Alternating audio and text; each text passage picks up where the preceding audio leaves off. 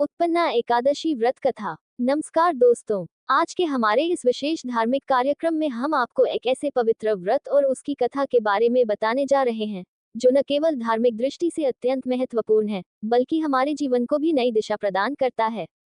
हम बात कर रहे हैं उत्पन्ना एकादशी व्रत की, जिसे सभी एकादशी व्रतों की जननी माना जाता है। यह व्रत भगवान विष्णु की अनंत कृपा प्राप्त करने और जीवन में शांति, सुख और मोक्ष का मार्ग पाने का दिव्य साधन है। आज हम आपको उत्पन्ना एकादशी व्रत की कथा, इसके महत्व और इसे करने की विधि के बारे में विस्तार से बताएंगे। साथ ही ये भी जानेंगे कि इस व्रत को करने से हमें कौन कौन से लाभ प्राप्त होते हैं और यह हमारे जीवन को कैसे सकारात्मक दिशा में बदल सकता है। तो दोस्तों, हमारे साथ अंत तक बने रहिए और इस प्रेरक कथा को सुनकर भगवान विष्णु की भक्ति और उनके आशीर्वाद को अपने जीवन में उतारने का प्रयास कीजिए। आइए शुरू करते हैं इस पावन व्रत की कथा और जानते हैं इसके पीछे छिपा धर्म और अधर्म का प्रेरक संदेश। सनातन धर्म में एकादशी व्रत का विशेष महत्व है। यह व्रत न केवल भगवान विष्णु की कृपा प्राप्त करने का माध्यम है, बल्कि यह हमारे जीवन को धर्म, भक्ति और आत्मशुद्धि के मार्ग पर अग्रसर करता है। एकादशी व्रतों में उत्पन्ना एकादशी का स्थान अत्यंत महत्वपूर्ण है, क्योंकि इसे सभी एकादशी व्रतों की जननी माना जाता है। ये पवित्र व्रत मार्गशीर्ष मास के कृष्ण पक्ष की एकादशी तिथि को मनाया जाता है और इसे करने से व्यक्ति को पापों से मुक्ति और मोक्ष की प्राप्ति होती है। उत्पन्ना एकादशी की कथा धर्म और अधर्म के बीच के संघर्ष और भगवान विष्णु की दिव्य शक्ति, देवी एकादशी, के प्राकट्य की प्रेरक गाथा है। इस कथा में भगवान विष्णु के शौर्य और करुणा का वर्णन है, जिन्होंने मुर नामक असुर का संहार कर धर्म की पुनर्स्थापना की। ये कथा हमें ये सिखाती है कि जब अधर्म अपने चरम पर होता है, तब भगवान अपनी शक्तियों के माध्यम से सत्य और धर्म का मार्ग दिखाते हैं।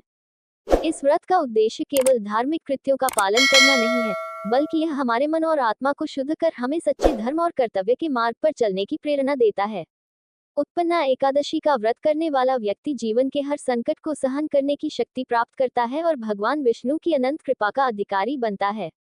आइए इस पवित्र व्रत की कथा और महिमा को विस्तार से समझें और इसके माध्यम से अपने जीवन को धर्म, भक्ति और शांति के मार्ग पर आगे बढ़ाने का संकल्प लें। हिंदू धर्म में व्रतों का अत्यधिक महत्व है और उनमें से एकादशी का व्रत विशेष स्थान रखता है। एकादशी व्रत को सभी पापों का नाश करने वाला, शुद्धि और मोक्ष प्रदान करने वाला माना गया है। उत्पन्ना एकादशी, जो मार्गशीर्ष मास के कृष्ण पक्ष की एकादशी तिथि को मनाई जाती है, को सभी एकादशी व्रतों की जननी कहा जाता है। इसका नाम उत्पन्ना इसलिए पड़ा क्योंकि इसी दिन देवी एकादशी का प्राकट्य हुआ था। यह व्रत न केवल आध्यात्मिक उन्नति प्रदान करता है, बल्कि जीवन के कठिन समय में मानसिक शांति और भगवान विष्णु का आशीर्वाद भी दिलाता है। उत्पन्ना एकादशी व्रत में भगवान विष्णु और देवी एकादशी की पूजा की जाती है। मान्यता है कि इस व्रत को करने से मनुष्य अपने पूर्व जन्मों के पापों से मुक्त हो जाता है और उसे स्वर्ग तथा मोक्ष की प्राप्ति होती है। आइए इस व्रत की कथा और उसकी महिमा को विस्तार से समझें।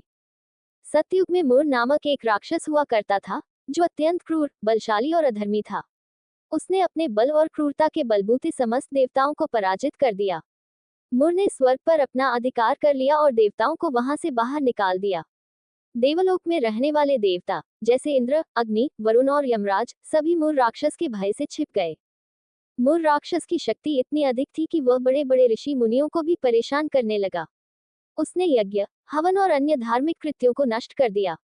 उसके अत्याचारों के कारण धर्म का पतन होने लगा और पृथ्वी पर अधर्म का राज स्थापित हो गया। उसकी शक्ति के आगे कोई भी टिक नहीं पाता था। मुर ने अपना लक्ष्य बना लिया था कि वह त्रिलोक, स्वर्ग, पृथ्वी और पाताल पर अधिकार कर लेगा।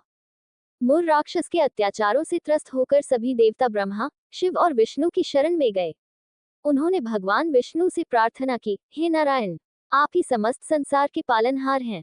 हम सब मुर राक्षस के अत्याचारों से पीड़ित हैं। कृपया हमें इस संकट से मुक्त करें।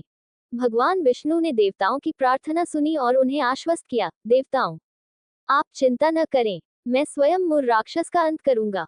उसके अधर्म और क्रूरता को अब अधिक समय तक सहन नहीं किया जाएगा। तुम सब मेरे प्रयासों का परिणाम शीघ्र ही देखोगे। भगवान विष्णु ने अपना दिव्य सुदर्शन चक्र धारण किया और मुर राक्षस को पराजित करने के लिए निकल पड़े। भगवान विष्णु ने मुर राक्षस को युद्ध के लिए ललकारा। मुर ने भगवान विष्णु की चुनौती स्वीकार कर ली और उनके साथ युद्ध करने लगा। यह युद्ध अत्यंत भयंकर और विनाशकारी था।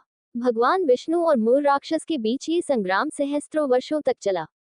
मुर राक्षस के पास कई मायावी शक्तियां थीं, जिनका उपयोग वह भगवान विष्णु के खिलाफ करता रहा।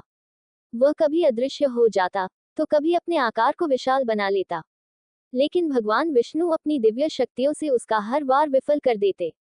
इस लंबे युद्ध के बाद भगवान विष्णु ने थोड़ी देर विश्राम करने का निश्चय किया। वे बद्रिकाश्रम की एक गुफा में जाकर योग निद्रा में लीन हो गए। मुर राक्षस ने यह देखकर सोचा कि यह भगवान विष्णु को पराजित करने का सबसे उचित अवसर है।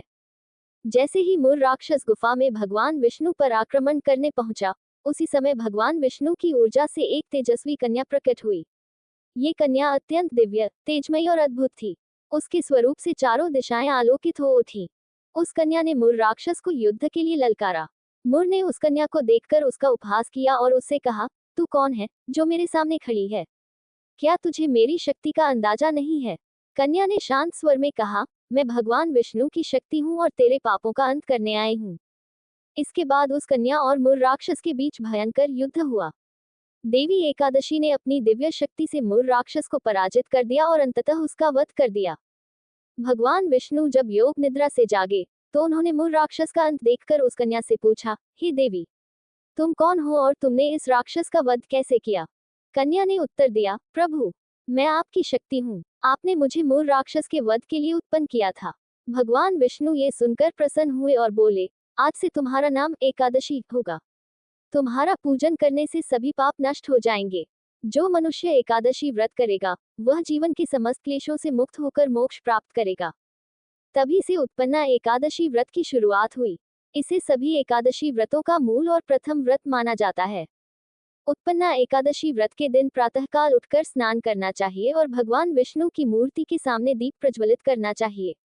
इस दिन व्रती को सात्विक आहार ग्रहण करना चाहिए या निर्जला व्रत करना चाहिए। विष्णु सहस्रनाम का पाठ करना और व्रत कथा सुनना अत्यंत शुभ माना जाता है। इस व्रत के पालन से मनुष्य को सभी प्रकार के पापों से मुक्ति मिलती है। यह व्रत न केवल वर्तमान जन्म, बल्कि पूर्व जन्म के पापों को भी नष्ट करता है। उत्पन्ना एकादशी व्रत न केवल आध्यात्मिक उन्नति का साधन है, बल्कि यह हमारे जीवन को संयम, अनुशासन और सच्चाई के मार्ग पर चलने की प्रेरणा भी देता है। इस व्रत के पालन से व्यक्ति अपने जीवन के हर क्षण में सत्य, धर्म और कर्तव्य निष्ठा का पालन करने के लिए प्रेरित होता है। यह व्रत हमें ये सिखाता है कि भगवान की भक्ति में न केवल आध्यात्मिक शांति है, बल्कि यह हमारे जीवन को हर प्रकार की बाधा से मुक्त कर एक नई दिशा प्रदान करती है। इस व्रत का विशेष महत्व इस बात में भी है कि यह हमें दया, करुणा और परोपकार के मार्ग पर चलने के लिए प्रेरित करता है। जब हम भगवान विष्णु की पूजा करते हैं और उनकी महिमा का गुणगान करते हैं, तो यह हमें अहंकार, लोभ और ईर्ष्या जैसी नकारात्मक प्रवृत्तियों से दूर करता है। भगवान विष्णु की शरण में जाने का ये व्रत एक प्रकार का आत्मशुद्धि का साधन है, जिससे हमारा मन निर्मल होता है और आत्मा दिव्य ऊर्जा से भर जाती है। जो व्यक्ति इस व्रत को श्रद्धा और विश्वास के साथ करता है, उसे न केवल इस जीवन में सुख शांति प्राप्त होती है, बल्कि वह अपने अगले जन्म में भी पुण्य और मोक्ष का अधिकारी बनता है। उत्पन्ना एकादशी का व्रत ये भी सिखाता है कि कठिन से कठिन परिस्थिति में भी ईश्वर पर विश्वास बनाए रखना चाहिए, क्योंकि उनकी कृपा से कोई भी असंभव कार्य संभव हो सकता है।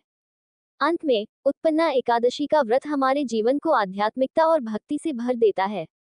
यह व्रत न केवल हमारे पापों को नष्ट करता है, बल्कि हमें धर्म, सत्य और प्रेम के मार्ग पर चलने की प्रेरणा भी देता है।